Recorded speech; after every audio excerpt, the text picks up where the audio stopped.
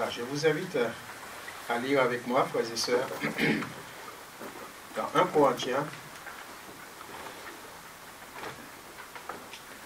1 Corinthiens, chapitre 1, et nous lisons à partir du verset 10.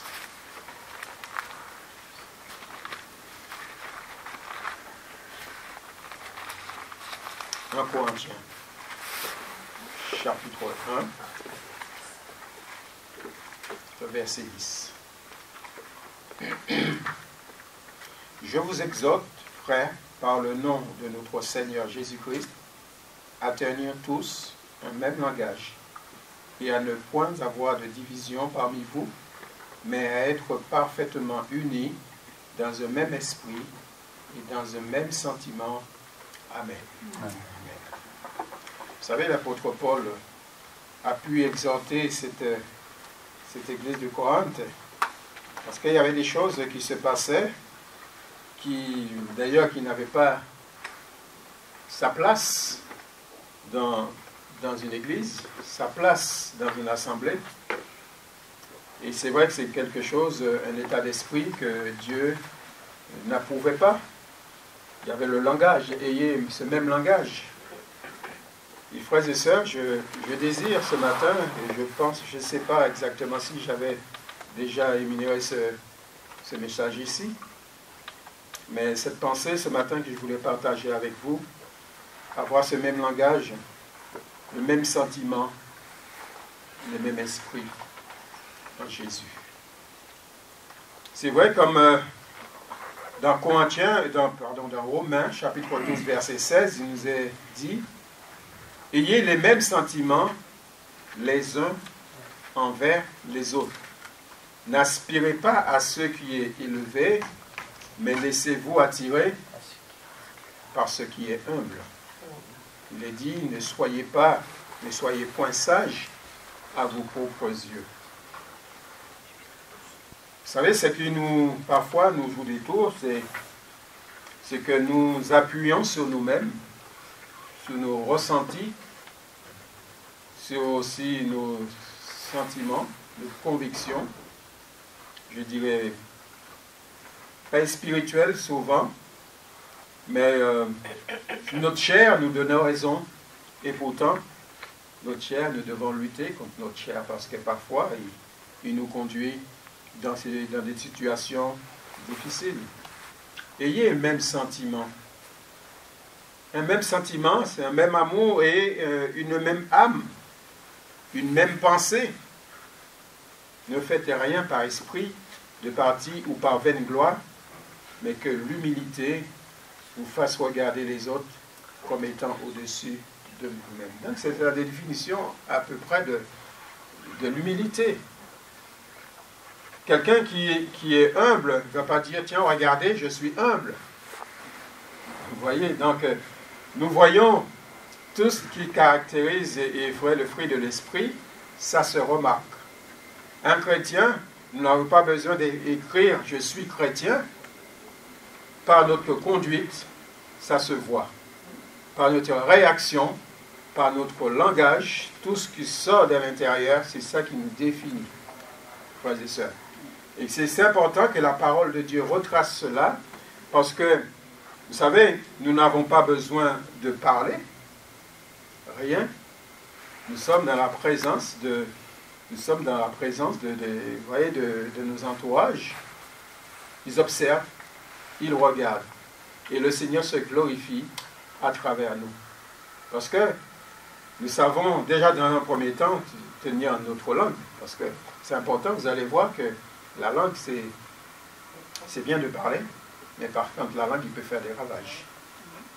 Parfois, nous précipitons pour parler, et pourtant, il faut garder, il faut réfléchir, il faut entrer dans la réflexion avant de parler. Et cela, le Seigneur me l'a fait comprendre, et je l'ai appris. Avant de parler, d'apporter même un jugement actif, je réfléchis. Non, je prie. Je dis, Seigneur, est-ce que je dois intervenir? Est-ce que je dois répondre ou je dois attendre? le plus souvent, le Seigneur me fait attendre. Parce que quand nous réagissons, frères et sœurs, je dirais à chaud, parfois nous réagissons à chaud, nous ne faisons jamais les choses bien, jamais les choses dans la volonté de Dieu. Le langage du chrétien. Comme il est dit dans Jacques chapitre 4, verset 11, ne parlez point mal les uns des autres. Celui qui parle mal les uns des autres, d'un frère ou qui juge son frère, parle mal de la loi et juge la loi. Et qui est-ce qui a fait? Qui est-ce qui a dirigé la loi? C'est Dieu, parle mal de Dieu tout simplement. Oui, parce que, comme il est dit, il est ajouté un seul législateur et juge, c'est celui qui peut sauver et perdre. Mais toi, qui es-tu qui juge le prochain? Qu'est-ce que nous sommes? Qui nous sommes pour apporter un jugement sur mon frère ou sur ma soeur?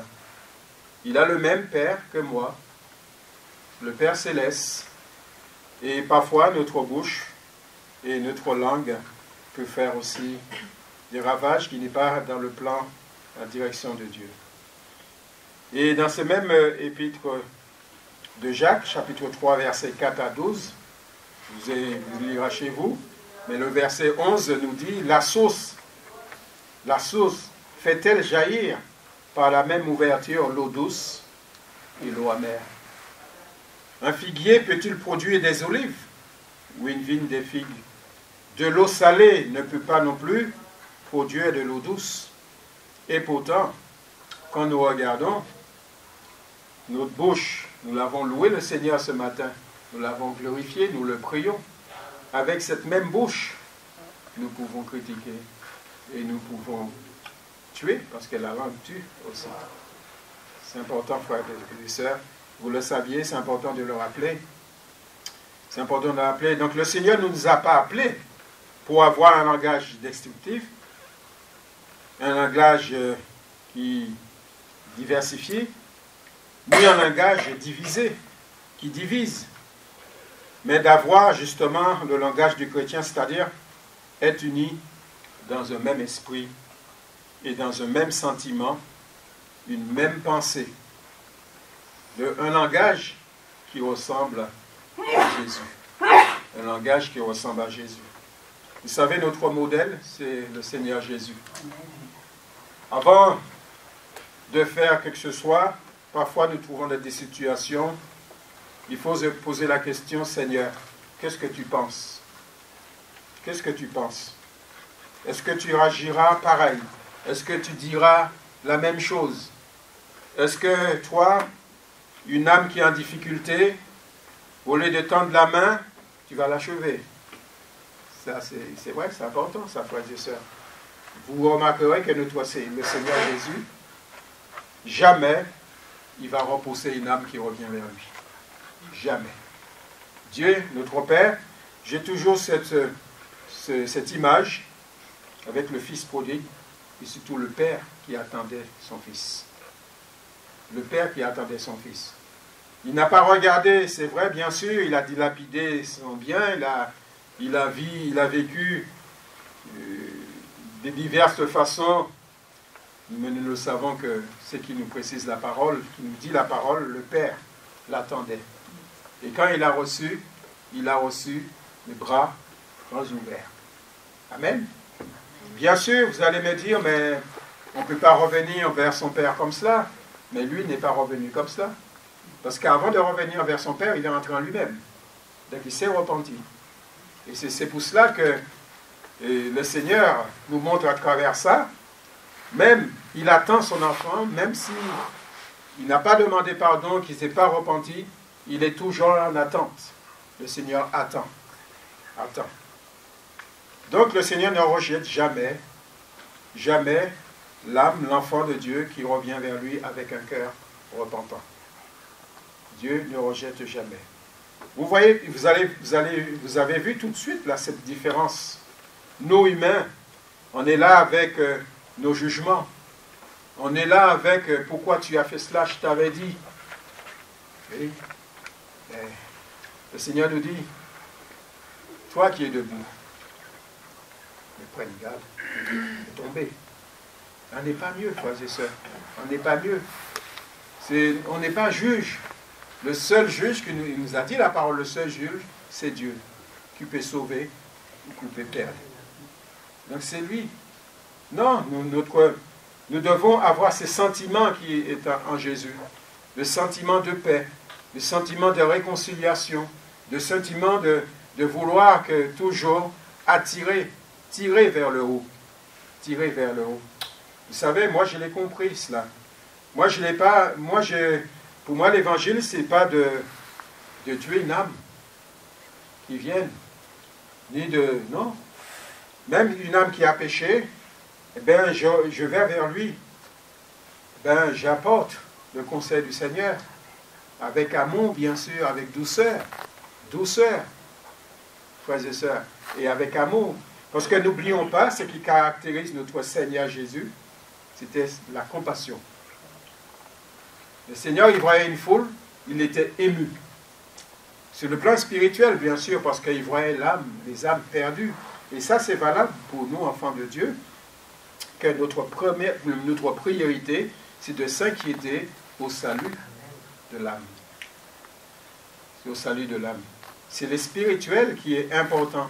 C'est notre âme qui est important. C'est vrai que parfois, nous voyons, nous entendons, et encore, j'ai entendu des frères et sœurs qui disent, oui, voilà, je passe par des moments difficiles dans la maladie ou autre, c'est vrai.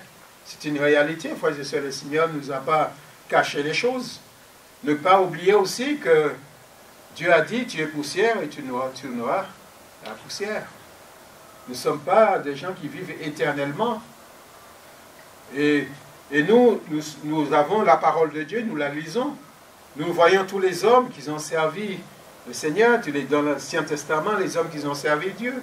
Et dans le Nouveau Testament, quand nous voyons les apôtres, il y en a beaucoup qui sont terminés difficilement, qui ont été torturés. Oui. Regardons l'exemple de Job. Job, ce qui caractérise, c'est vrai, le premier, quand nous ouvrons le livre de Job, c'était un homme intègre et droit. C'est ça qui caractérise Job. Donc, à partir du moment qu'on a vu ça, tout ce qui va se passer, ça va dépendre, ça va être de la volonté de Dieu. Ça va être la limite que Dieu va fixer pour son enfant. Et c'est valable pour nous aujourd'hui. Même si nous traversons par la maladie, nous traversons par des difficultés, frères et sœurs, mais il y a une limite. Dieu fixe les limites. Dieu fixe les limites. Et la volonté de Dieu, c'est de nous faire du bien. De permettre que nous sortions victorieux. Et je l'ai déjà dit dans ce lieu, c'est que il y a des épreuves de la vie. Mais il y a des épreuves qui sont voulues par Dieu.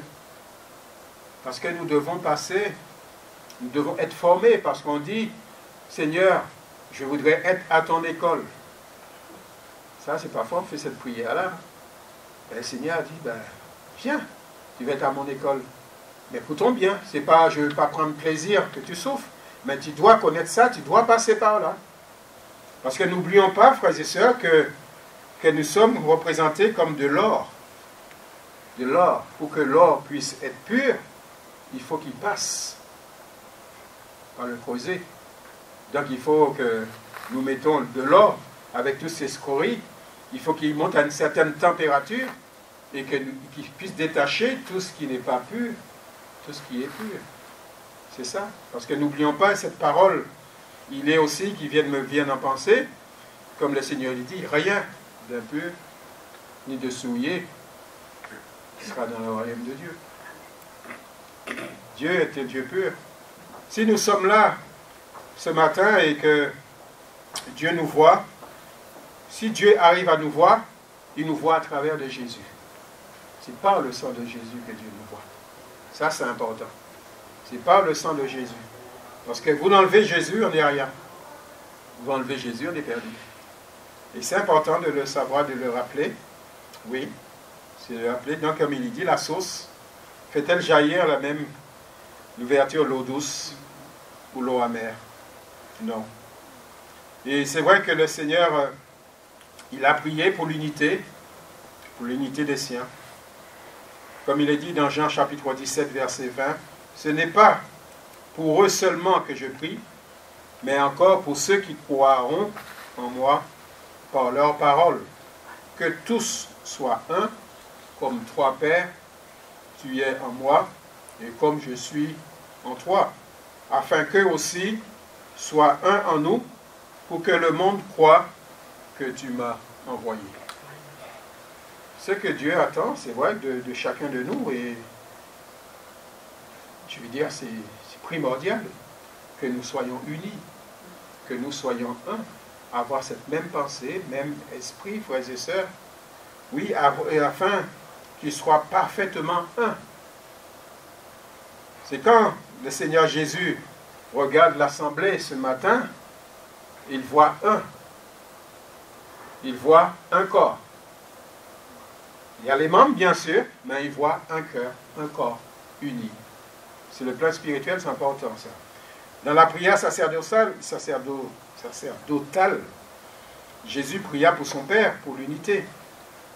Il voudrait que les croyants puissent avoir une parfaite union qui peut se définir par une même nature spirituelle.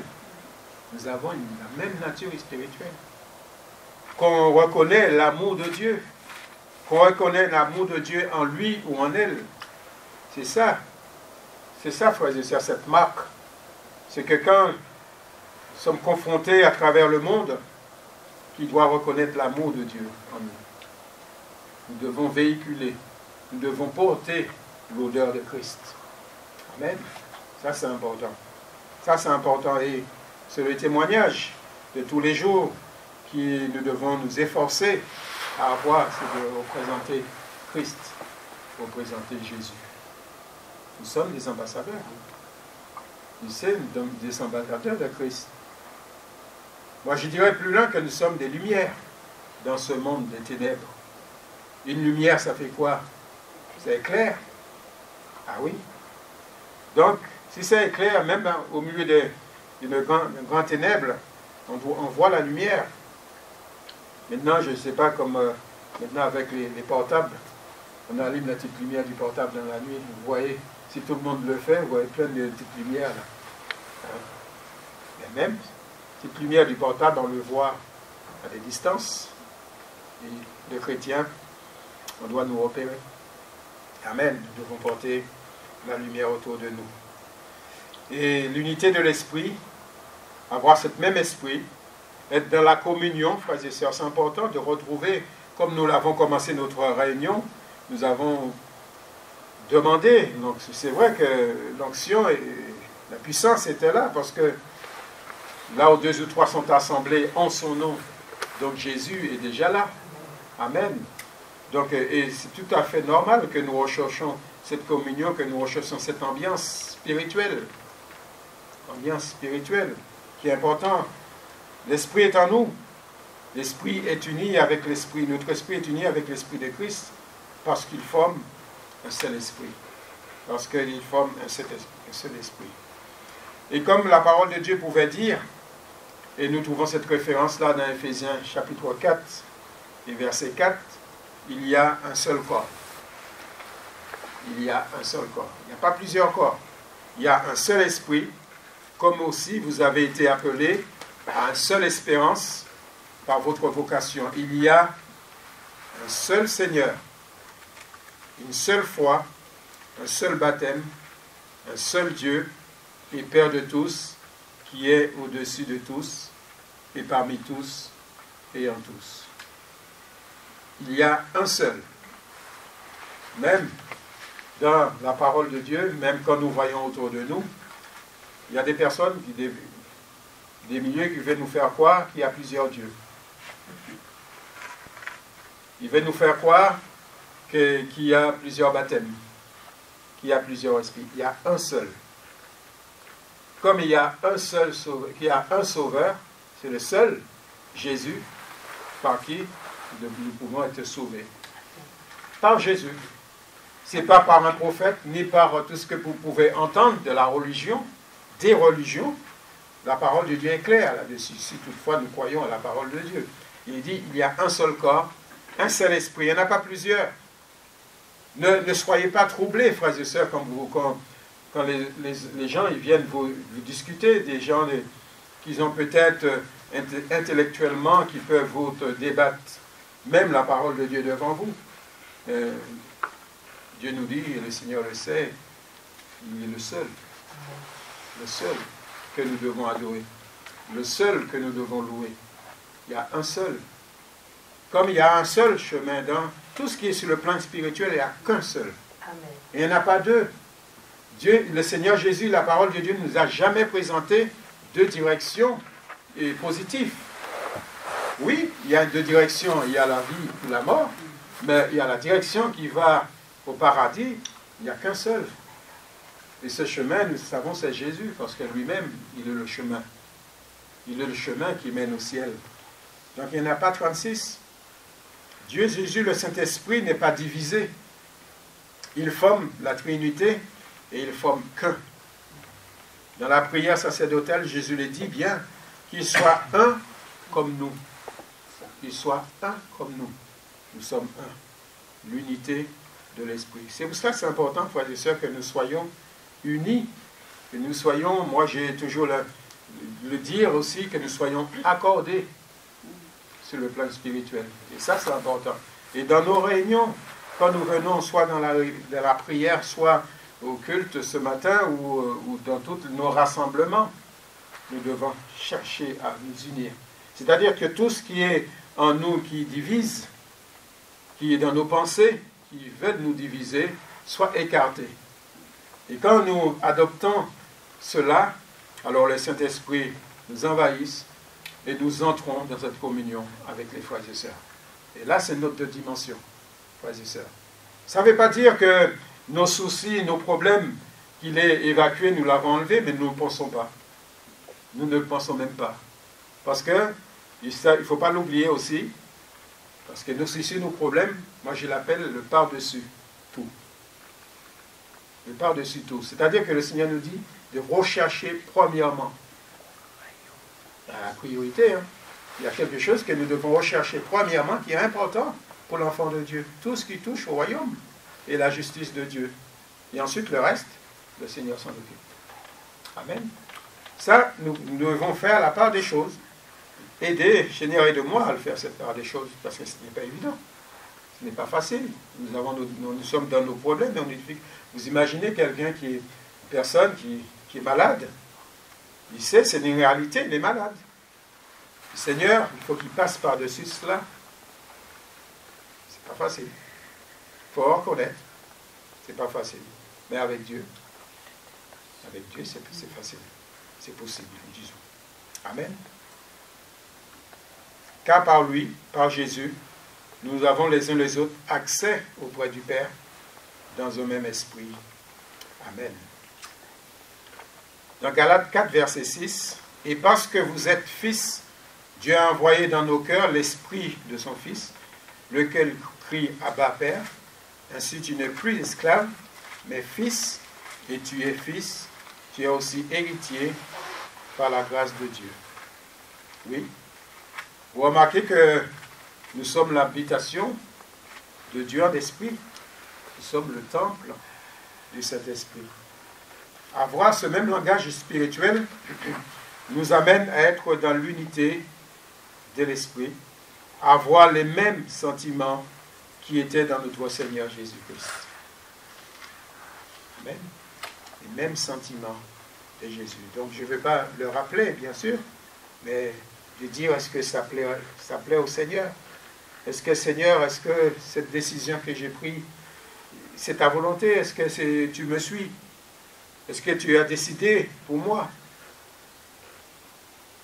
Des questions que nous pouvons poser au Seigneur.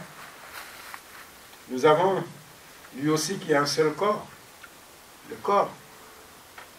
Et là, permettez-moi de vous parler aussi, de citer cette référence dans Romains 12, verset 5, qu'il est dit ainsi, nous qui sommes plusieurs membres, nous formons un seul corps en Christ.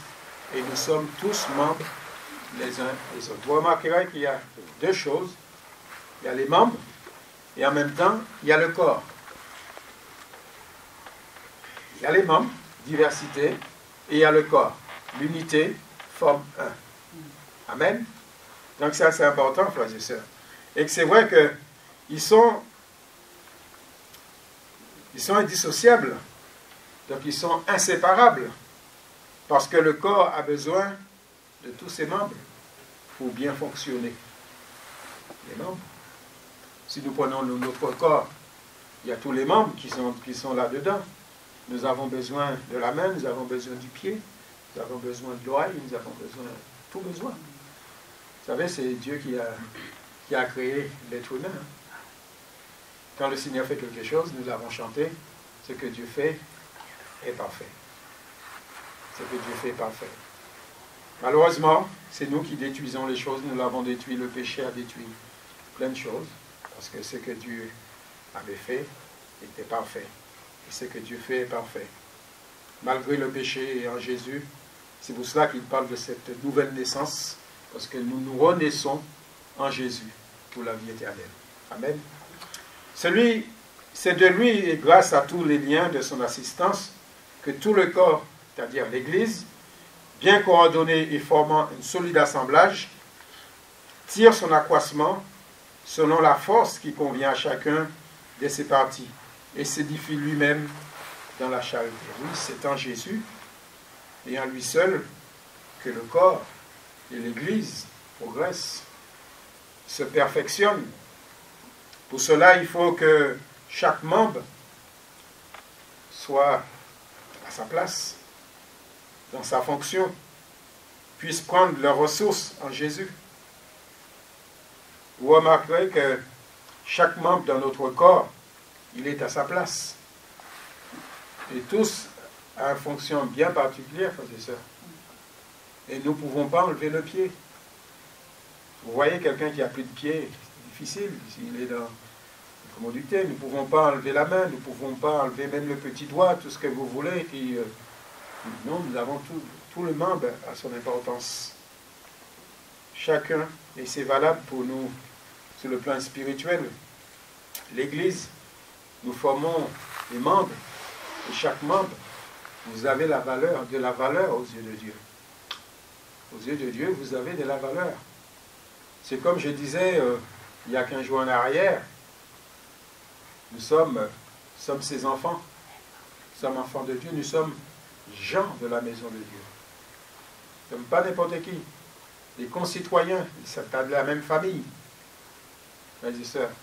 Donc, parfois, c'est vrai que l'ennemi de nos âmes, il essaye de nous troubler, de nous décourager. Mais nous sommes de la famille de Dieu. Nous sommes ses enfants. Et c'est vrai qu'il parlait d'héritiers et co-héritiers. C'est-à-dire nous héritons les mêmes choses que Jésus. Et oui. Gloire à Dieu. Et oui, donc c'est en Jésus et en lui seul que le corps et l'Église nous perfectionnent, grandissent, ils poussent.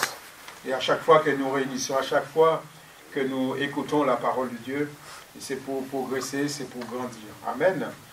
Et je vais parler aussi de le même vêtement, parce qu'il parle de vêtements, la parole de Dieu. Le vêtement. Et nous savons que le vêtement est très important, frères et sœurs. Le vêtement et la couleur du vêtement. Ce vêtement, il a été lavé dans le sang de l'agneau. Si nous sommes un même corps, même esprit qui nous unit en Christ, puissions-nous avoir aussi ce même langage spirituel et aussi un même vêtement spirituel. Le vêtement dans l'Ancien Testament avait une grande signification dans la tête des Juifs. Il en tient un grand enseignement pour nous aujourd'hui, le vêtement. Vous savez, quand nous lisons la parole, puis que nous tombons sur déchirer son vêtement, quand nous l'entendons, nous voyons ça, c'est signe d'humilité, signe de repentance. Un vêtement sale, c'est un cœur souillé. Un vêtement propre, c'est un cœur purifié, sans transgression. Et un vêtement blanc, c'est la pureté, c'est parfait ou perfection. Et c'est cela que nous sommes appelés à avoir, ce vêtement blanc qui était lavé dans le sang de l'agneau. Amen. Qui était lavé Il est dit, dans son aspect était comme l'éclair et son vêtement blanc comme la neige, en parlant de Jésus. Vous voyez que quand Jésus se présentait dans la gloire, tout de suite son visage était métamorphosé et son vêtement blanc. Amen. Donc pendant qu'il priait, nous trouvons ça dans Luc chapitre 9, verset 29, pendant qu'il priait, l'aspect de son visage changea et son vêtement devient d'une éclatante blancheur. Et oui.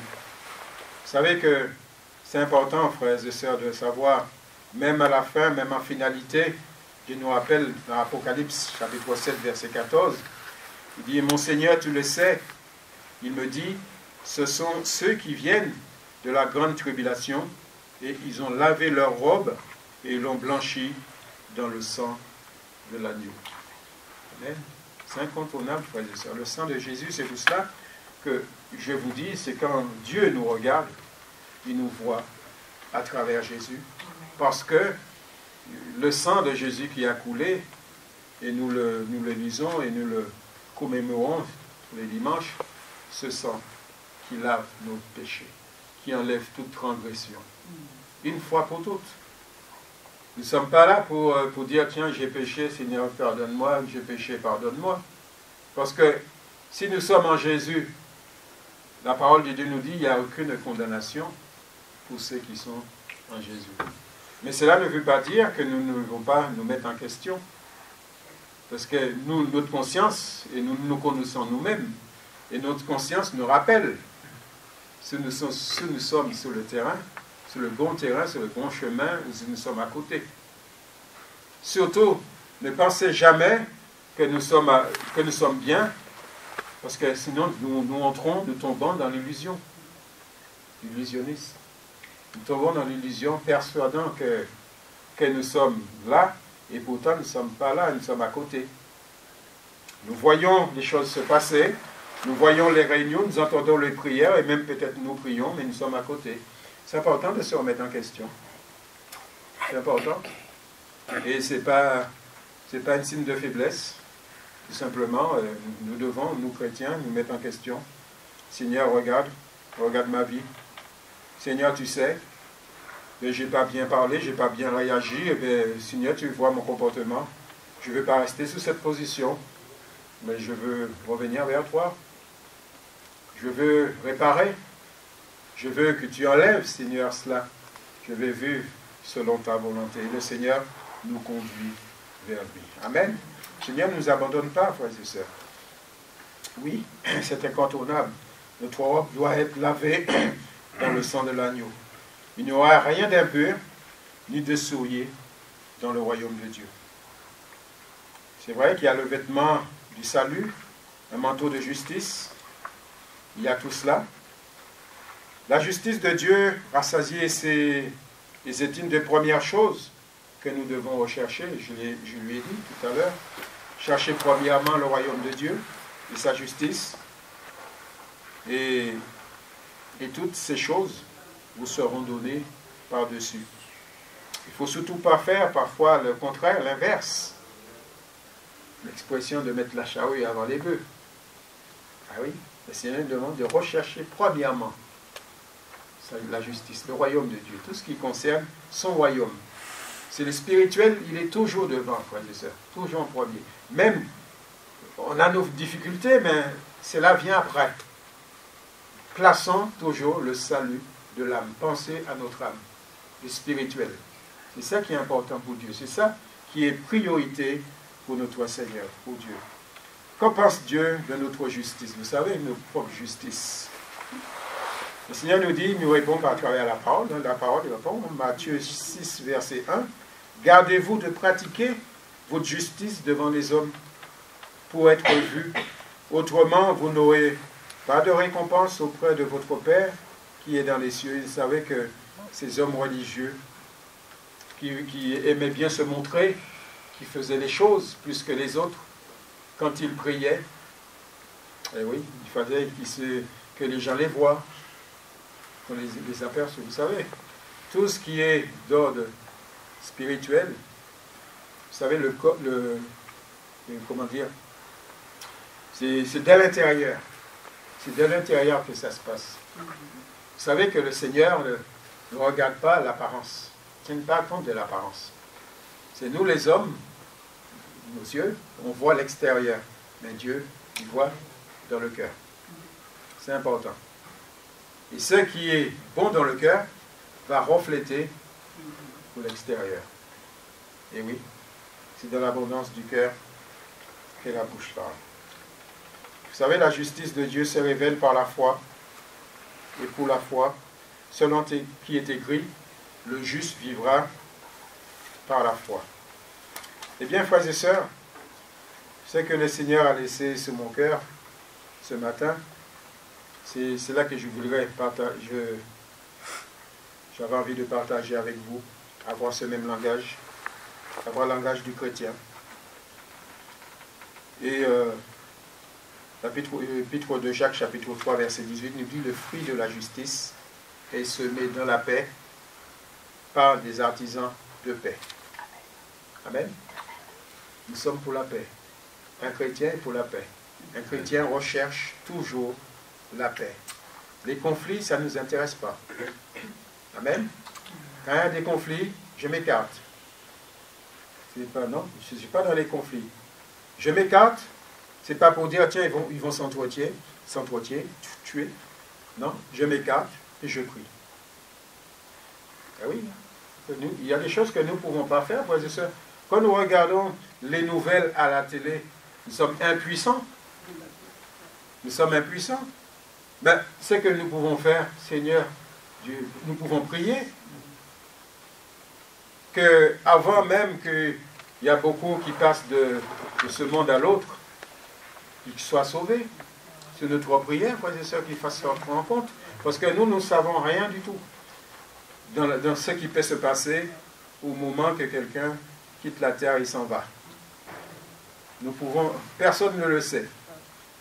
Vous savez, même les gens, quand nous pensons qu'ils disent, tiens, celui-là, il n'est pas converti, ou dans notre langage, ou il n'est pas sauvé, qu'est-ce qu'on sait? On ne sait rien. Il n'y a que Dieu seul qui sait. Il n'y a que Dieu seul qui sait au moment du départ ce qui se passe entre l'individu et lui. Amen. Parce que nous jugeons, parfois nous disons, il n'est pas sauvé. On ne sait rien.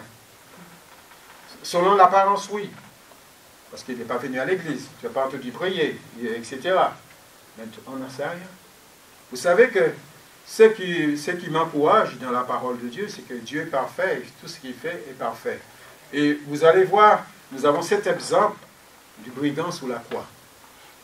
Est-ce que les autres l'ont entendu? Non, il était avec Jésus. Souviens-toi de moi quand tu seras dans ton règne. Et le Seigneur va le répondre aujourd'hui même.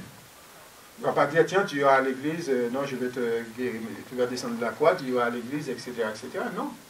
Frères et sœurs, vous savez, Dieu est Dieu. Le Seigneur fait ce qu'il veut. Le Seigneur est tout puissant. Ce que je veux dire, c'est que le jugement, juger ne nous appartient pas. Non, évitons de juger, d'apporter des choses qui font mal. Nos paroles doivent édifier, doivent construire. Et oui, le propos, ça doit construire. Nous avons besoin que les âmes, que Dieu, comme Dieu, le désir de Dieu, c'est que tous soient sauvés. Et tous arrivent à la repentance. Et oui, frères et sœurs, la parole de Dieu nous invite à rechercher la justice de Dieu. Se revêtir de ce vêtement de justice, c'est refléter son amour, avoir la paix, imprégner de cette odeur de vie, avoir de la saveur, avoir du sel, et aussi être cette lumière d'espoir pour nos entourages. Cette lumière pour nos entourages, pour nos familles. Et oui, nos familles inconverties. Parfois, ne les fatiguons pas de dire est-ce que tu viens, est-ce que tu viens, est-ce que tu viens. Non. Dans notre conduite, dans notre comportement, ils observent. Ils observent. Et le Seigneur permettra, c'est lui qui dirigera toutes choses, il permettra au moment opportun, s'il doit poser des questions pour venir avec vous, ou tout simplement, avec Dieu. C'est ça, ça se passe entre Dieu et la personne. Dieu a besoin de reconnaître ses enfants dans ce monde troublé et malade. Notre témoignage qui le glorifie. Notre témoignage dans nos maisons, comme je disais, dans nos lieux, sur nos lieux de travail. Même quand nous partons en vacances, même quand dans le lieu que nous pouvons nous trouver, nous devons être des chrétiens et des lumières. Amen. N'oublions pas, frères et sœurs. Moi, je l'ai appris aussi avec le Seigneur, c'est que quand je suis en vacances avec le Seigneur. Le Seigneur nous suit, il me suit. Donc je ne l'oublie pas, il est là. Je lis ma Bible, je prie, je suis en vacances. Mais le Seigneur me suit, la vacance avec moi, parce qu'il vit en moi. Gloire à Dieu. Ce que Dieu attend de nous, et je vais conclure par cela, c'est ayez les mêmes sentiments qui est en Jésus. Ça, c'est important. Le même amour, une même âme, une même pensée. Se revêtir de l'humilité. Regarder les autres, comme nous l'avons lu, comme étant au-dessus de nous. Ne parlez point mal les uns des autres. Donc, il y a une maîtrise à avoir. La maîtrise de soi, c'est important, frères et sœurs. Que nos langues ne soient pas à double fonction, critiquer et louer Dieu. Que nous puissions laver nos robes, c'est-à-dire se remettre en question et rechercher la justice de Dieu. Être une lumière pour notre entourage, c'est comme si c'est dans notre témoignage de tous les jours. Être cette lumière qui éclaire ce monde de ténèbres. Amen. Que Dieu nous aide. C'est vrai, c'est un vaste programme. Je ne dis pas que c'est simple et facile, mais avec le Seigneur, il nous aidera à gravir des étapes de fur et à mesure. Amen. Dieu soit béni. Merci pour